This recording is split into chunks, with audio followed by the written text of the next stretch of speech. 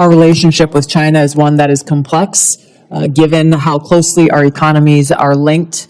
There are a number of challenges and threats that need to be navigated with respect to China, some of which have come up most recently with this very serious cyber exploitation in Salt Typhoon and Volt Typhoon that seemingly took us by surprise, and the compromising of our major telecom companies, and an area of significant and great concern.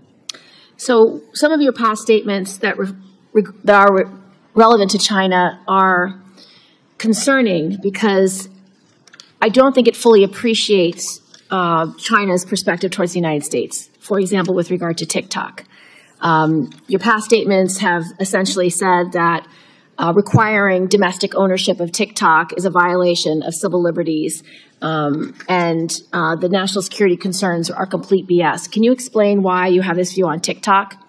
The position that I previously made, obviously not as a member of Congress, as you consider the TikTok legislation, were centered around the protection of Americans' First Amendment rights and the lack of data privacy legislation, frankly, that would apply to TikTok, Facebook, X, all of these different social media applications that collect on us as users of these applications.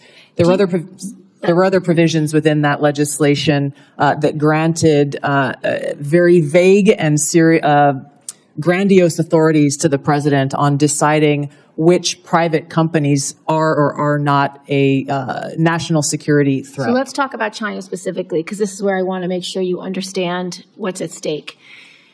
We've had concerns over many years that when China owns infrastructure, it can manipulate that infrastructure. It can use it for spying. It can use it, turn it on or off. And you've actually addressed some of the most recent cyber attacks that we believe China had relevant participation.